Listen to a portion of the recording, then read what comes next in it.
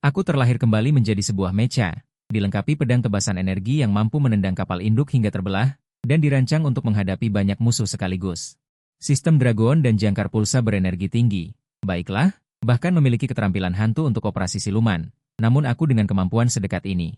Sekarang diperlakukan seperti tumpukan besi tua, telah berada di gudang gelap ini selama 3 tahun penuh, hanya karena ini adalah dunia di mana kekuatan sihir dan seni bela diri dihormati. Semua orang di usia 18 tahun dapat membuat kontrak dengan senjata untuk menjadi praktisi seni bela diri. Setiap tahun, senjata yang tak terhitung jumlahnya dipanggil dari dunia yang berbeda. Tetapi dibandingkan dengan senjata konvensional seperti pedang dan perisai, mech, raksasa dan kompleks struktur besi ini tidak diakui oleh dunia ini sama sekali, dan bahkan dianggap sebagai pertanda buruk, tanpa dukungan kekuatan sihir yang disediakan oleh kontraktor. Aku bahkan tidak bisa melakukan tindakan dasar yang bebas, dan hanya bisa dibuang ke gudang yang gelap dan lembab ini seperti senjata-senjata bekas itu. Telah 3 tahun penuh, tepat ketika aku berpikir bahwa akhir yang menantiku hanyalah didaur ulang. Jendela gudang senjata ajaib ini tiba-tiba dibuka hari ini, dan 3 kepala yang mencurigakan menjulur keluar. Mungkin, apakah kita benar-benar akan masuk? Menyusup ke gudang senjata ajaib akan menyebabkan kita dikeluarkan jika ketahuan. Kalian berdua pengecut, Guru Qin Ming berkata. Senjata di sini akan segera dipindahkan, dan penjagaan paling longgar saat ini. Guru Qin Ming bahkan mempertaruhkan risiko dipecat untuk mengawasi kita. Apakah kalian tega menarik diri di sini? Apakah kalian pantas atas upaya guru yang susah payah? Lagi pula, ini adalah kesempatan terakhir kita untuk membuat kontrak senjata. Untuk menjadi praktisi seni bela diri. Setelah mengatakan itu, Sumukin memimpin dan melompat ke gudang senjata ajaib. Melihat ini, Dulong dan Penghu juga menggertakkan gigi dan mengikuti masuk ke dalam gudang. Kita berpencar dan mencari, lihat apakah kita bisa merasakan apapun. Saat dia berkata, Sumukin mengulurkan tangan kirinya. Menyentuh arai sihir mikro di atasnya, mulai mencari di gudang di sepanjang lintasan deteksi. Tidak tahu berapa lama telah berlalu. Dulong dan Penghu menemukan senjata mereka masing-masing, dan berhasil menandatangani kontrak, naik menjadi praktisi seni bela diri sejati. Namun, Sumukin, yang memiliki bakat yang jauh melampaui teman-temannya, tidak pernah menemukan senjata yang beresonansi dengannya. Mungkinkah hanya aku yang tidak ditakdirkan menjadi praktisi seni bela diri? Namun, pada saat ini, jeritan melengking tiba-tiba datang dari luar. Bunyikan alarm, ada musuh yang menyerang. Itu orc. Sebelum ketiganya dapat bereaksi, suara gemuruh yang memekakan telinga tiba-tiba meledak. Langsung menghancurkan pintu dan berdiri di sana monster humanoid raksasa yang menakutkan. Dulong, Penghu. Kerja bagus, aku benar-benar tidak menyangka bahwa kalian berdua yang berhasil membuat kontrak. Suara serak dan terdistorsi, tetapi dengan sedikit keakraban, terdengar dari mulut monster itu. Saat ini aku sangat kecewa padamu. Sangat kecewa. Begitu banyak senjata kontrak ditempatkan di sini. Kau bahkan tidak dapat menemukan satupun yang layak disebut. Dasar tidak berguna, aku telah berusaha keras untuk menciptakan kesempatan sebaik ini untukmu. Kau Guru Qin Ming. Suara ini jelas suara wali kelas kesayangannya. Mengapa guru? Hahaha, mengapa? Bukankah ini semua demi kalian anak-anak manis? Jika tidak, mengapa aku perlu bersusah payah seperti ini?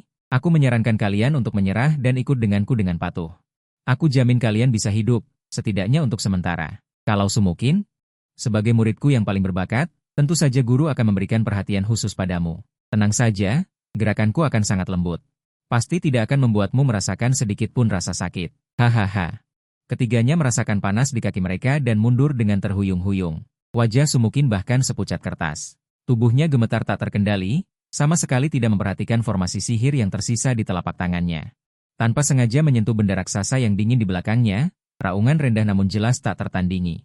Tiba-tiba terdengar di gudang yang sunyi senyap. Emosi kompleks langsung membanjiri hati Sumukin. Mungkinkah ini suara resonansi kontrak? Jika aku benar-benar menyelesaikan kontrak, kita akan memiliki 3 praktisi seni bela diri magis di pihak kita. Jika kita bergabung, mungkin ada kesempatan untuk melarikan diri. Melihat adegan ini, Qiming di pintu masuk tidak lagi terburu-buru. Hahaha, seperti yang diharapkan, kau muridku yang baik. Kau tahu apa yang paling guru butuhkan dan kau segera mengirimkannya. Ayo, cepat buat kontrak. Biarkan guru melihat apa yang telah kau kuasai. Benar kan? Mungkin? Cepat buat kontrak, kita bertiga masih memiliki kesempatan untuk bertarung. Sumukin tidak lagi ragu, tangan kirinya yang putih terangkat lagi. Kali ini, yang terkumpul di telapak tangannya adalah kekuatan sihir kontrak yang lebih padat dan lebih mempesona. Ketika kekuatan sihir Sumukin terus-menerus mengalir ke inti energiku, aku dapat dengan jelas merasakan. Tubuhku dipenuhi dengan kekuatan yang melonjak, anggota badan yang dingin merespons hatiku untuk pertama kalinya. Mech raksasa mulai berdiri perlahan di bawah kendaliku. Selama 3 tahun penuh. Akhirnya aku berdiri. Inilah rasa kebebasan. Melalui kontrak, aku dan Sumukin membangun hubungan spiritual awal. Kekuatan sihir Sumukin hanya 2 botol 9 lapis. Sedangkan tingkat mecaku adalah 4 botol. Karena terbatas oleh tingkat kekuatan sihir kontraktor, aku hanya bisa mengerahkan kekuatan tempur 2 botol 9 lapis. Pada saat yang sama, arus informasi yang besar juga membanjiri pikiran Sumukin. Itu adalah informasi dasar tentang cara mengendalikan mesin match ajaib ini. Dan suara asing, mitra hitam, mulai sekarang kita akan bertarung bersama. Apakah kamu siap? Oh ya, kamu bisa memanggilku AMU. Mendengar suaraku, Sumukin bingung untuk sementara waktu, tetapi dengan cepat. Dia menyadari bahwa orang yang berkomunikasi dengannya melalui pikiran adalah match di depannya. Bukankah sebelumnya tidak ada yang mengatakan senjata bisa berbicara? Aku langsung meraih Sumukin. Lalu melemparkannya ke ruang kemudi di dadanya. Pegang erat, kita akan pergi. Sementara itu, ekspresi Qinming di pintu masuk tiba-tiba berubah. Match ini tidak benar. Aura yang dipancarkannya jauh melampaui senjata kelas 2 biasa. Qinming tidak lagi berniat untuk bermain-main. Dia meraung memekakan telinga, dan tubuhnya yang besar tiba-tiba menerjang ke depan. Dengan kecepatan kilat hitam, dia langsung menuju Dulong yang berdiri di paling depan. Hati-hati, Sumukin berseru. Secara refleks dia ingin melindungi teman-temannya. Jangan panik, biar aku yang atasi. Lengan kanan yang dilapisi baju besi tebal di ujung jari. Dengan kecepatan luar biasa yang sama sekali tidak sesuai dengan tubuhnya yang besar, melewati Qinming dan tiba di depan Dulong dan Penghu. Tinju logam raksasa itu mengeluarkan kekuatan mengerikan yang merobek udara. Sosok manusia binatang iblis Qinming yang besar dan mengerikan itu benar-benar dipaksa mundur beberapa langkah oleh pukulan dahsyat barusan. Di telapak tangannya yang tampaknya tidak bisa dihancurkan, muncul retakan yang terlihat jelas. Ini, bagaimana mungkin? Rongsokan logam ini memiliki kekuatan yang begitu mengerikan? Aku adalah Or kelas 3 yang dikendalikan oleh Huo Zhen. Bagaimana aku bisa dipukul mundur secara langsung oleh pejuang iblis kelas 1 dan tingkat 9? Sebaliknya, tinju logam raksasa kami hampir tidak terluka. Sial, kapan mungkin menjadi begitu kuat? Tidak heran dia orang nomor 1 di Akademi Changlong kita. Dulong dan Penghu di sampingnya memiliki mata yang penuh dengan keterkejutan dan kekaguman, mengira bahwa pukulan barusan adalah kekuatan yang dikeluarkan oleh seorang jenius. Sementara Sumukin di ruang kendali masih dalam keadaan linglung. Aku hanya bisa mengingatkannya tentang segalanya. Jangan pedulikan 2 anak bodoh di luar, mereka tidak akan mati untuk saat ini. Kamu harus berkonsentrasi sekarang. Seperti tadi, terus-menerus dan stabil menyalurkan kekuatan sihirmu kepadaku. Serahkan sisanya padaku. Mendengar ini, Sumukin menarik napas dalam-dalam dan memaksa dirinya untuk sadar dari kepanikannya. Melalui kontrak, dia dapat dengan jelas merasakan tekad yang kuat dan percaya diri, bahkan sedikit bersemangat. Saat ini, dia mengendalikan tubuh baja raksasa ini. Dia tidak lagi ragu-ragu dan segera mentransfer kekuatan sihir murni di tubuhnya. Energi tanpa henti mengalir ke jantung match. Dengan jaminan energi, aku kembali memfokuskan pikiran pada cara menghadapi musuh di depan. Lawan bagaimanapun juga adalah manusia binatang iblis peringkat 3. Serangan tadi mungkin karena lawan meremehkanku. Tak disangka kekuatanku begitu kuat. Sekarang aku harus mengalahkannya sebelum dia sepenuhnya beradaptasi dengan cara bertarungku. Jika tidak, begitu dia memanfaatkan keunggulan kecepatan, energi sihir Sumukin yang terbatas akan segera habis. Sementara itu, Qinming juga sedang mempertimbangkan situasi saat ini. Berdasarkan intuisinya dari bertahun-tahun mengintai, dia yakin jika Sumukin dan match ini dibiarkan berkembang, mereka pasti akan menjadi ancaman besar bagi kekaisaran. Harus disingkirkan di sini. Hehe, mainan yang menarik. Murid-muridku yang manis. Biarkan guru memberi kalian pelajaran terakhir. Dia mengeluarkan geraman rendah dan perlahan bergerak ke samping belakang. Tubuhnya yang besar tiba-tiba menjadi kabur, seolah menyatu dalam kegelapan. Untuk sesaat, semua orang kehilangan jejak Qinming.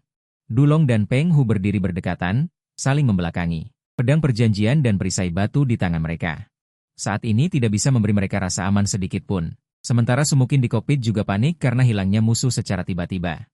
Jangan panik, tetap tenang dan terus keluarkan energi sihir. Serahkan sisanya padaku.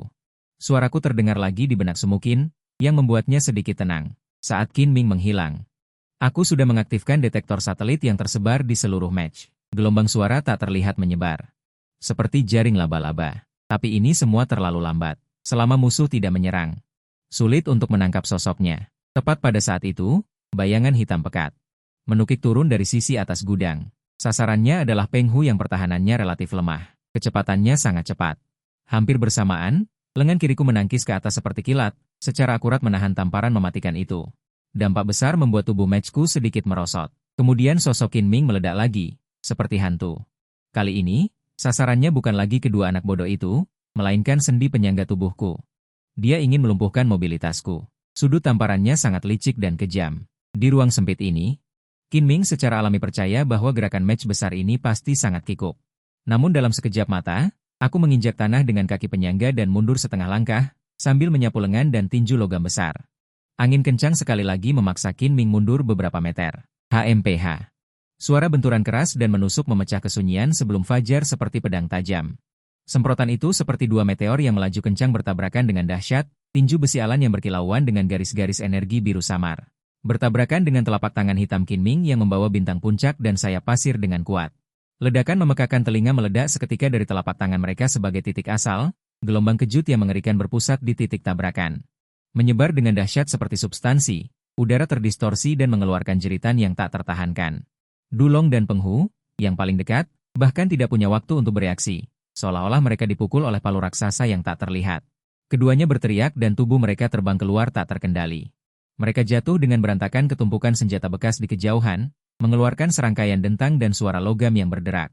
Di dalam kokpit, Sumukin juga merasakan darahnya mendidih karena guncangan hebat yang tiba-tiba ini. Seluruh dunia tampak berputar. Bintang-bintang keemasan muncul di depan matanya, perutnya bergejolak, dan organ dalamnya tampaknya telah bergeser dari tempatnya. Dia meraih ratuas kendali, buku-buku jarinya memutih karena tenaga yang berlebihan, dan dia nyaris tidak terlempar dari kursi. Gelombang kejut secara bertahap mereda, dan debu yang memenuhi gudang juga mulai perlahan mengendap. Dulong dan Peng Hu berjuang untuk bangkit dari tumpukan senjata. Mereka ngeri melihat tubuh iblis Qin Ming yang besar dan mengerikan. Benar-benar dipaksa mundur beberapa langkah oleh pukulan yang tak terhentikan tadi, meskipun hanya dipaksa mundur beberapa langkah. Tetapi untuk iblis yang secara inheren kuat, ini hanyalah penghinaan yang luar biasa. Detik berikutnya, mereka melihat sesuatu yang lebih mengejutkan mereka. Telapak tangan kanan Qin Ming yang bertabrakan dengan tinju besi alan saat ini bergetar pada sudut yang sangat tidak wajar. Pada telapak tangan hitam yang tampaknya tak terkalahkan dan cukup untuk merobek baja. Tampak jelas retakan yang terlihat, darah merah tua dan kental dengan panas. Terus merembes di sepanjang retakan, dan penindasan yang kuat, seolah-olah tabrakan dahsyat tadi. Baginya, itu hanyalah menghilangkan sedikit debu. Melihat raksasa baja di depannya yang telah melonjak menjadi lebih dari 9 meter karena kontrak, mata merah Qin Ming yang dipenuhi darah. Untuk pertama kalinya memancarkan keterkejutan dan kebingungan yang sulit dipercaya. Bagaimana mungkin, tumpukan besi tua yang sama seperti besi tua ini? Kekuatan itu ternyata sangat mengerikan. Dia adalah iblis kelas 3 yang bona fide, bahkan jika untuk menyusup. Kemampuan lebih condong ke pengintaian dan penyamaran, tetapi kekuatan fisik murni seharusnya tidak dipukul mundur secara langsung oleh senjata yang baru saja menyelesaikan kontrak. Didorong oleh seniman bela diri iblis tingkat 9 tingkat pertama, dan bahkan terluka. Ini tidak masuk akal, ini benar-benar menumbangkan kognisinya tentang senjata kontrak manusia. Sistem tingkatan kekuatan tempur yang ada, tingkat 1 hingga tingkat 9, ditentukan berdasarkan kemampuan komprehensif pengguna senjata dan manusia binatang. Tetapi jika dibandingkan secara intuitif dari sudut pandang kuantitas murni, daya penghancur yang dihasilkan oleh kekuatan tempur tingkat 1, kira-kira 500 kg, kekuatan tempur tingkat 2 adalah 1000 kg, dan kekuatan tempur tingkat 3 adalah 5000 kg. Ketika mencapai kekuatan tempur tingkat 7 atau lebih, itu adalah kekuatan untuk membuka gunung dan memotong sungai, menjaga suatu wilayah. Tetapi daya penghancur yang dihasilkan pada tingkat yang sama masih akan sedikit berbeda. Misalnya, Qin Ming berspesialisasi dalam kecepatan dan siluman.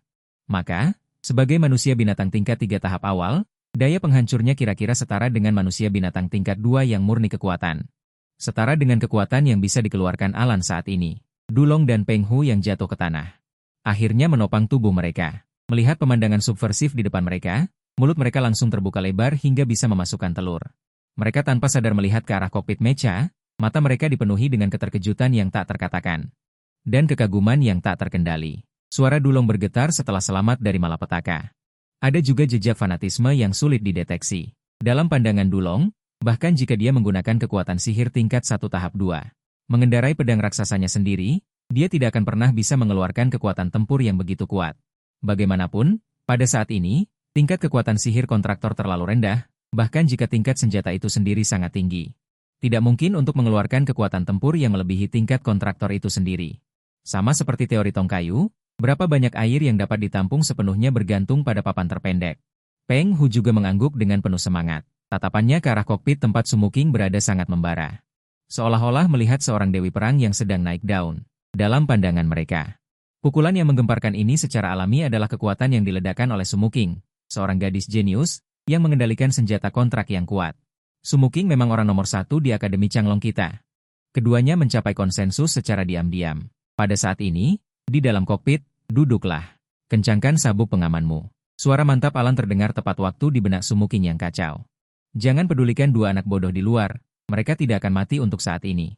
Berkonsentrasilah, sama seperti tadi, terus salurkan kekuatan sihirmu. Dengan stabil kepadaku, serahkan sisanya padaku. Sumuking menarik napas dalam-dalam dan memaksa dirinya untuk sadar kembali dari guncangan hebat dan pikiran yang kacau. Kekuatan yang begitu besar dari match yang dipanggil sendiri ini.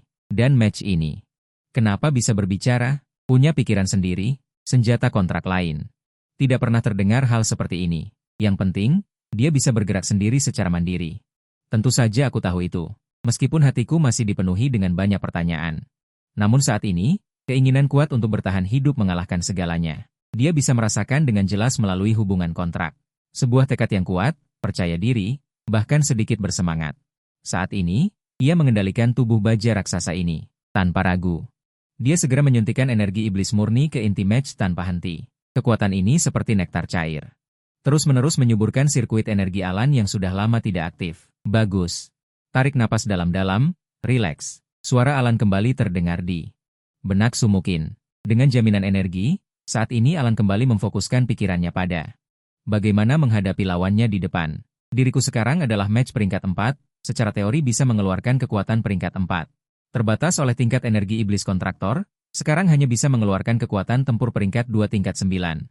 Si gigi tonggos di depan pintu itu, meskipun dia adalah manusia iblis peringkat 3, tapi dia seharusnya tipe pengintai.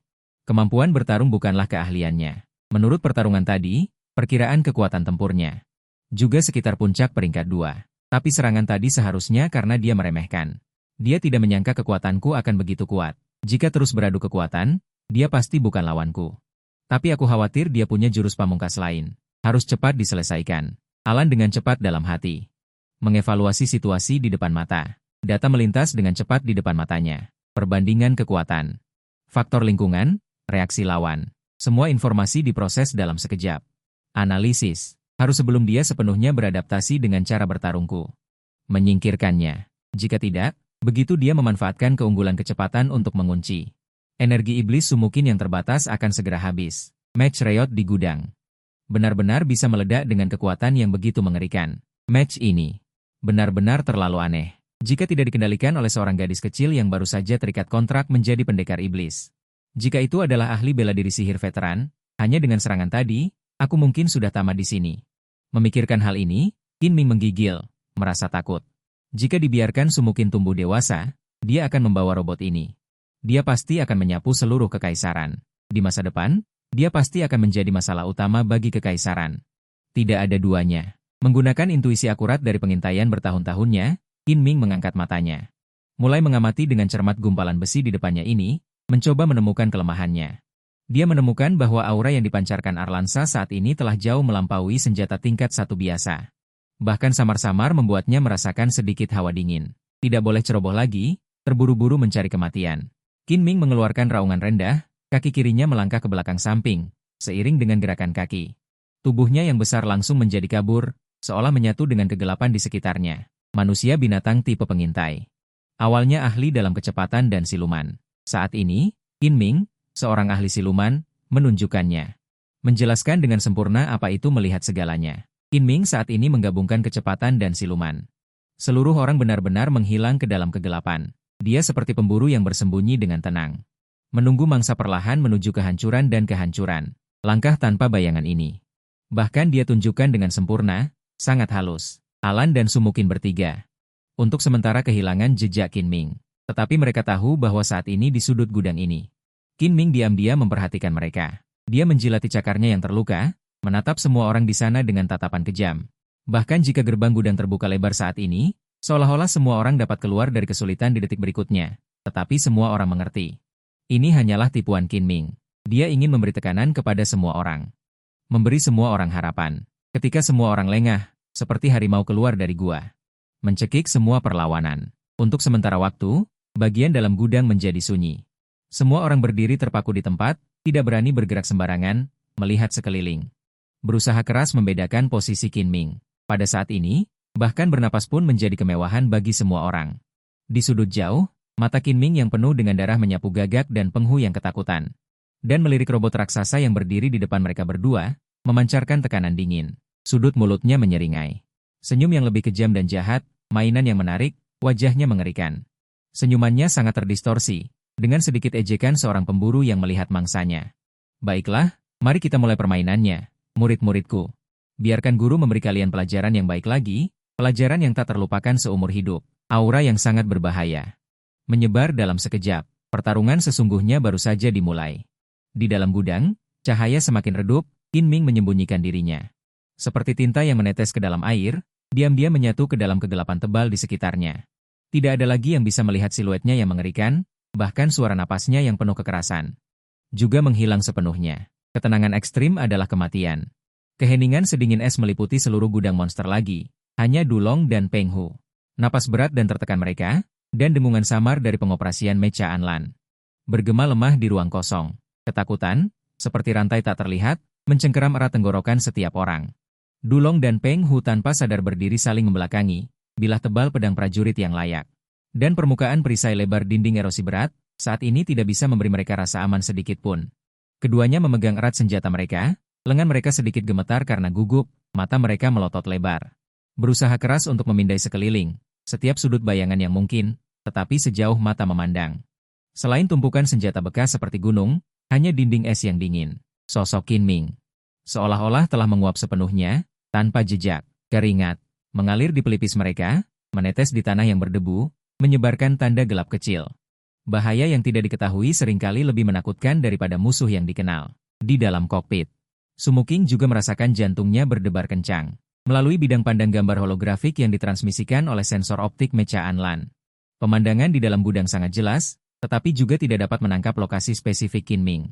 Hanya bisa merasakan niat jahat yang ada di mana-mana, seperti tatapan dingin ular berbisa, dari sudut gelap tertentu.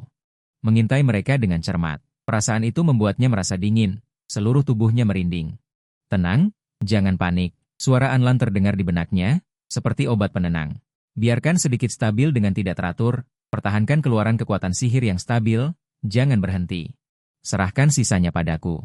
Alan tidak bergantung pada penglihatan optik tunggal. Saat Qin Ming menghilang, dia telah mengaktifkan detektor mikro yang tersebar di seluruh tubuh Mecha. Gelombang suara tak terlihat. Sinar penginderaan energi halus menyebar seperti jaring laba-laba, memindai dengan tenang. Setiap sudut gudang, setiap aliran abnormal di udara, fluktuasi terkecil di medan energi. Tidak dapat lolos dari penangkapan sensor, tapi ini masih terlalu lambat. Selama Qin Ming tidak menyerang, akan sulit untuk menangkap sosoknya. Dari depan ke depan, Qin Ming. Pengeras suara Mecha tiba-tiba meledak. Alan mengingatkan Dulong dan Peng Hu. Hanya saja suara yang keluar dari pengeras suara saat ini. Itu adalah suara Sumukin yang ditiru oleh Alan. Hampir bersamaan, bayangan hitam pekat. Dengan suara menusuk dan menusuk yang membuat gigi ngilu, dari samping gudang, tumpukan senjata seperti tombak.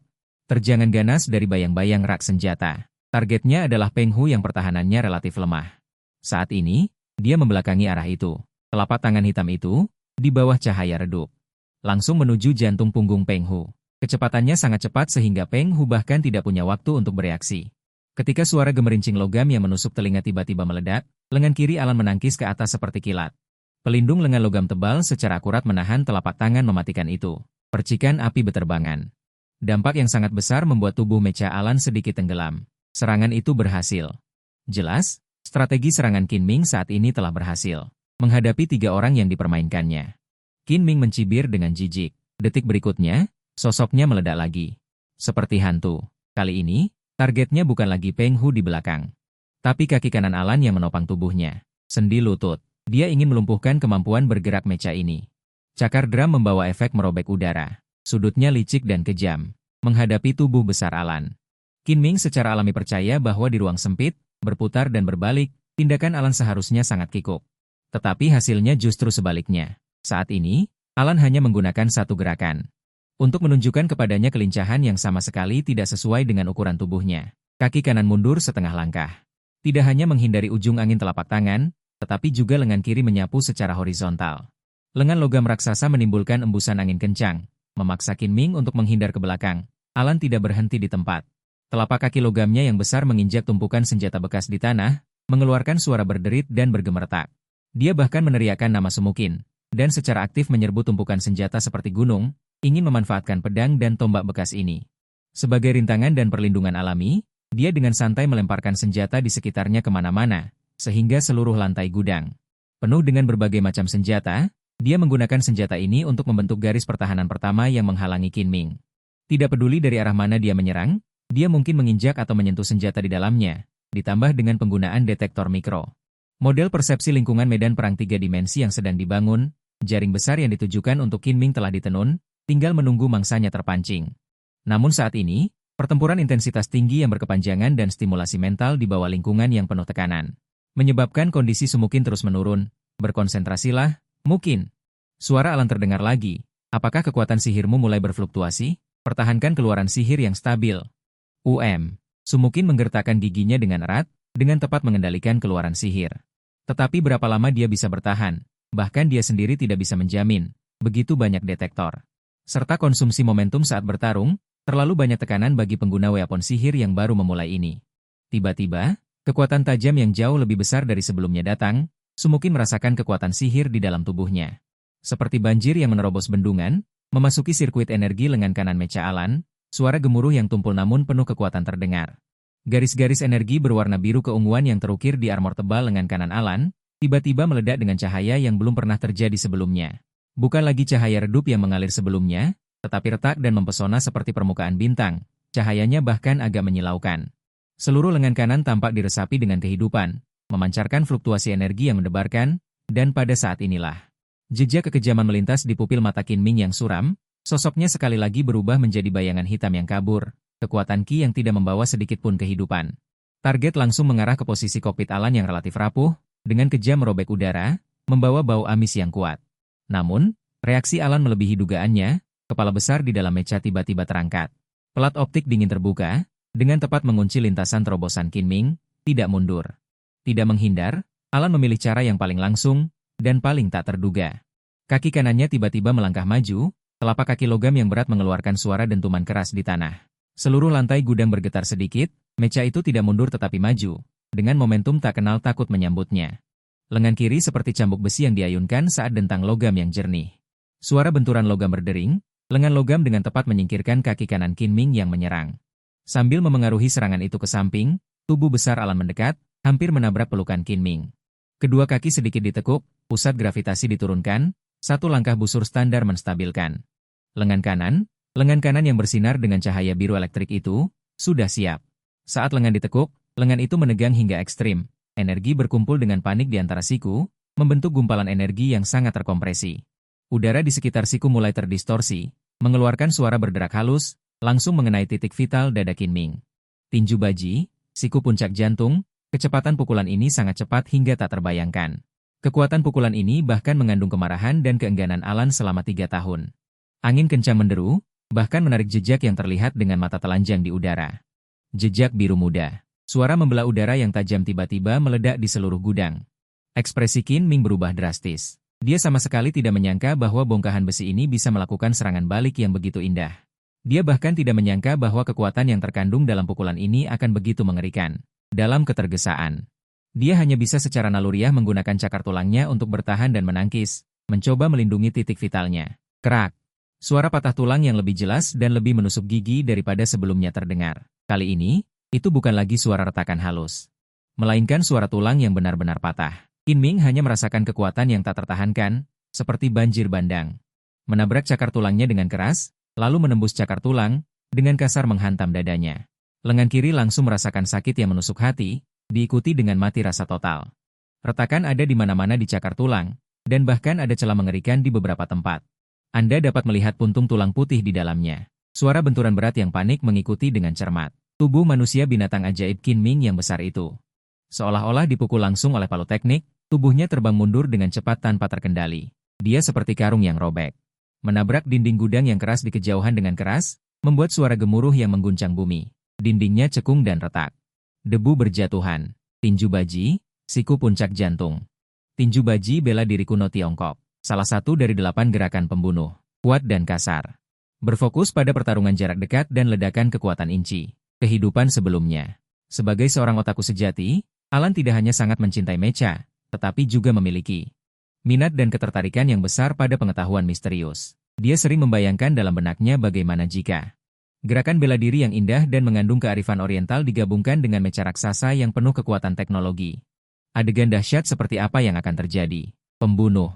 Gagasan yang dulunya hanya ada dalam fantasi ini diwujudkan oleh Alan dengan mecha bertenaga sihir yang telah tidak aktif selama 3 tahun ini. Efeknya langsung terlihat.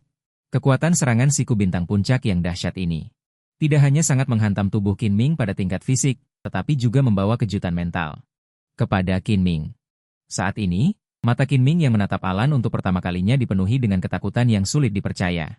Serangan ini sangat indah. Serangan ini mengejutkan dunia dan menyebabkan kerusakan yang jauh lebih besar daripada tabrakan sebelumnya. Di dalam kokpit, Su Muking dengan jelas merasakan ledakan energi sesaat tadi. Dan umpan balik yang menghancurkan yang dikirimkan melalui tautan kontrak. Wajah kecilnya saat ini dipenuhi dengan keterkejutan dan sedikit kegembiraan yang tak terlukiskan. Keseimbangan pertempuran tampaknya akhirnya mulai bergeser ke pihak mereka pada saat ini. Secercah harapan diam-diam menyala di hatinya. Dulong dan Peng Hu tercengang. Mereka hampir berteriak bersamaan. Jenis serangan apa itu? Benar-benar belum pernah terlihat atau terdengar sebelumnya. Kasar, keras, dan penuh dengan estetika kekerasan. Kombinasi kekuatan dan keterampilan murni menghancurkan semua rintangan. Mereka belum pernah melihat serangan yang begitu langsung dan destruktif dalam hidup mereka. Ya Tuhan, Dulong menelan ludah dengan susah payah. Jakunnya bergerak naik turun. Dia melihat ke kejauhan pada Qin Ming yang berjuang, tampaknya ingin bangun tetapi malah jatuh. Kemudian dia tiba-tiba menoleh dan melihat ke mecha raksasa yang berdiri diam dan memancarkan cahaya biru redup itu. Matanya telah berubah dari keterkejutan awal menjadi pemujaan yang hampir fanatik. Muking, kapan dia mempelajari seni bela diri ini? Suaranya bergetar tak percaya. Barusan saja, meski sejauh ini, aku merasa sesak di dada. Sakit sekali. Peng Hu menggelengkan kepalanya dengan keras, seolah ingin menghilangkan pemandangan mengerikan itu dari benaknya.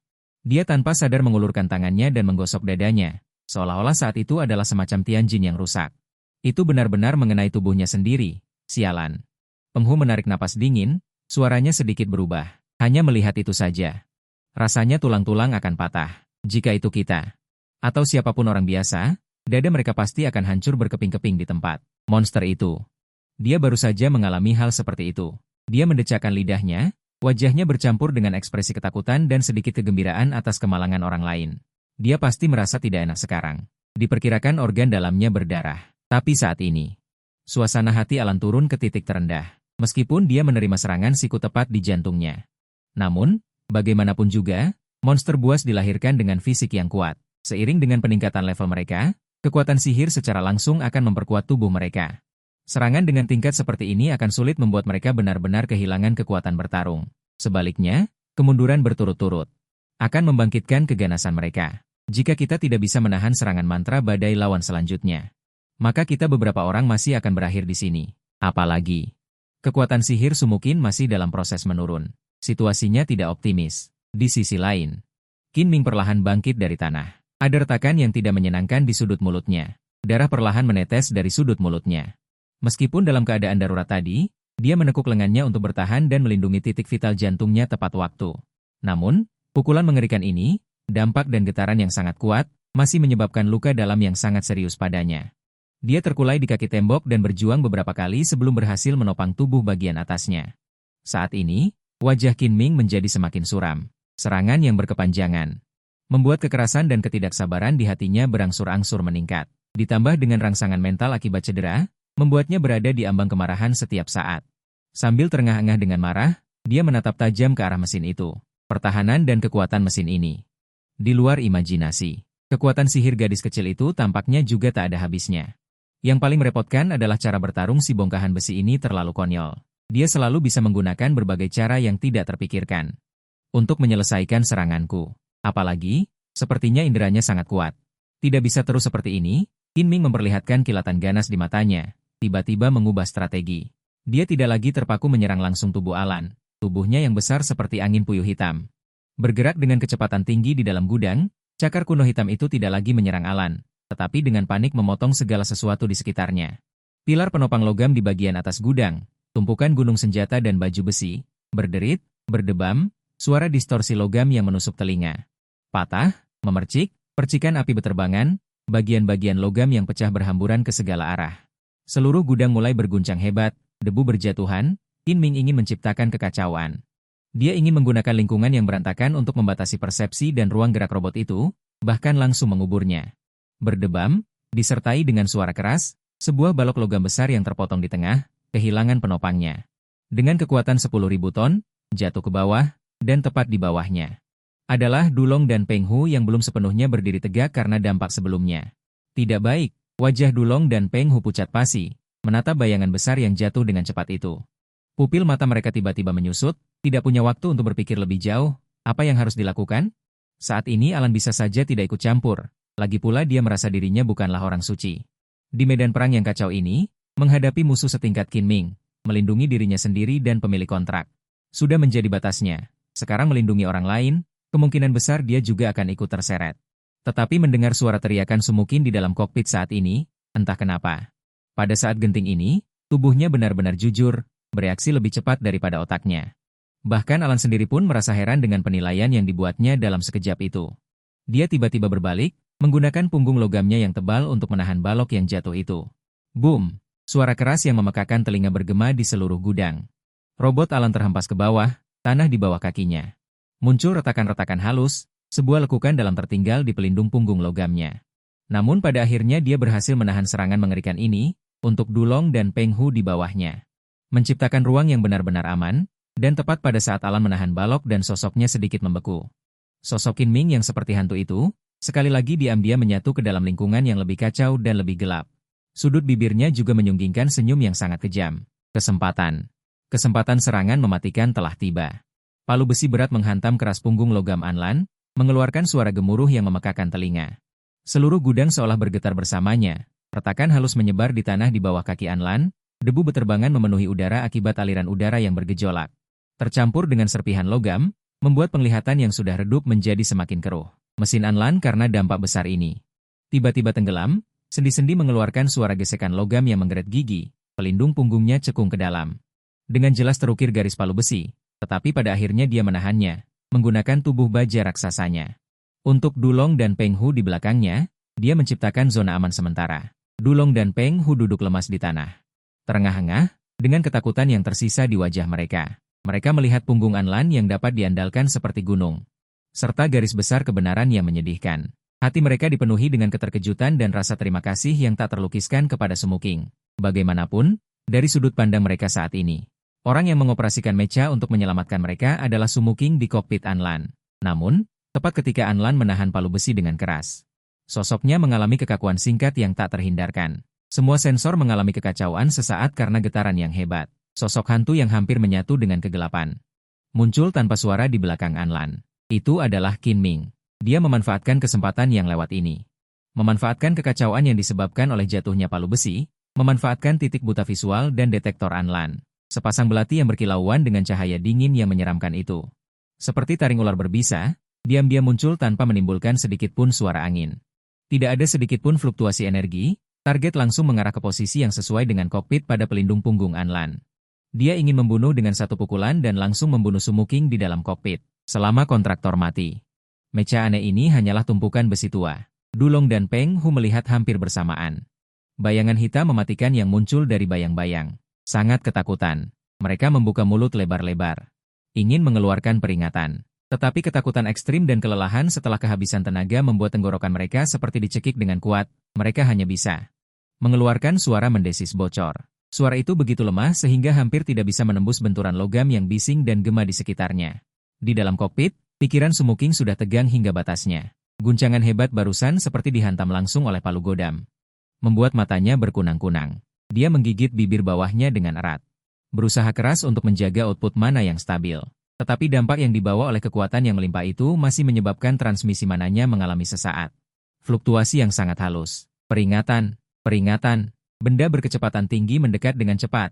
Berada di arah jam 6, cakar tulang lawan kurang dari 5 meter dari badan kokpit. Apa yang harus dilakukan? Berbalik dan menangkis. Ada palang yang menekan tubuh, perlu dilepas dulu. Berbalik dan menangkis lagi, tidak akan sempat, sama sekali tidak akan sempat. Di mata Qin Ming yang mengerikan. Terlihat senyum kejam dan puas. Dia seolah-olah sudah melihat adegan berdarah cakar tulang menembus logam dan menghancurkan kepala gadis jenius itu.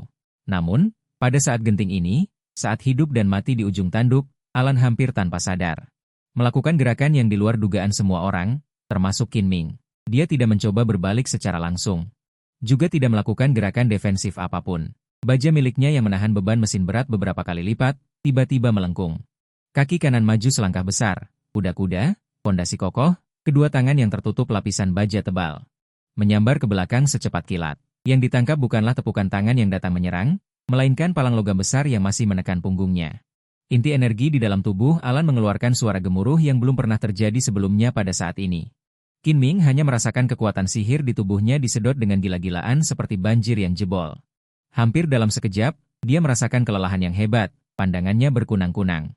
Semua kekuatan sihir disalurkan oleh Alan tanpa pelit ke lengan dan mesin inti di pinggang mecha. Jangan menyerah, kesadaran inti Alan meraung. Palang logam besar seberat beberapa ton itu benar-benar diangkatnya dari punggung. Kemudian, pinggang Alan tiba-tiba mengerahkan kekuatan. Mecha besar itu berputar dengan posisi yang luar biasa. Dia mengubah palang logam tebal dan panjang itu menjadi palu perang raksasa yang menghancurkan dunia. Mecha memutar tubuh, mengangkat pinggul, mengumpulkan kekuatan, memutar, kunci warisan. Kemudian, tendangan Thomas melingkar, sapuan dahsyat. Desir, palang berat itu membawa deru mengerikan yang merobek udara, berpusat di kedua tangan Alan. Menggambar lingkaran kematian. Kekuatan itu seolah-olah ingin memotong seluruh gudang menjadi dua. Senyum mengerikan di wajah Qin Ming langsung membeku, digantikan oleh keterkejutan dan ketidakpercayaan yang ekstrim. Dia tidak pernah bermimpi bahwa mecha ini akan melakukan serangan balik dengan cara ini, menggunakan palang yang baru saja menghantamnya sebagai senjata untuk menyerang balik dirinya. Rintangan yang baru saja membatasinya, kini di tangannya berubah menjadi senjata terkuat. Ini benar-benar gila. Saat ini, palang itu sudah digenggam erat oleh kedua tangan mecha. Secara visual membentuk lingkaran besar, kecepatannya terlalu tinggi, jangkauannya terlalu luas. Qin Ming baru saja maju dengan seluruh kekuatannya, tetapi langsung kehilangan semangat. Di udara, dia tidak punya waktu untuk mengubah arah atau mundur. Dia hanya bisa menyaksikan yang besar itu. Bayangan logam dengan kekuatan penghancur dengan cepat membesar di pupil matanya, bergemuruh. Sebuah suara tumpul yang membuat kulit kepala mati rasa, bercampur dengan suara mengerikan tulang yang patah dan daging yang hancur, terdengar. Sosok Qin Ming, yang maju seperti hantu. Seperti nyamuk yang dipukul keras oleh lalat, dipukul dengan kuat di sisi tubuh oleh ukuran besar yang diayunkan dengan keras. Ah, jeritan melengking yang tidak terdengar seperti suara manusia tiba-tiba keluar dari mulut Qin Ming. Tubuh manusianya yang besar seperti binatang ajaib, seperti karung pasir yang robek, dihantam secara horizontal oleh pukulan yang tak terhentikan ini. Tubuhnya terlempar keluar secara horizontal, membentuk sudut yang aneh di udara. Darah bercampur dengan organ dalam yang hancur menyembur keluar seperti kembang api, bergemuruh. Tubuh Qin Ming membentur dinding di kejauhan seperti bola meriam, menghantam dinding beton yang kokoh. Sebuah lekukan besar menghantam, retakan seperti jaring laba-laba menyebar ke sekeliling. Dia jatuh ke tanah. Tubuhnya berkedut tidak wajar, meludahkan darah hitam kental dalam jumlah besar. Serangan itu gagal.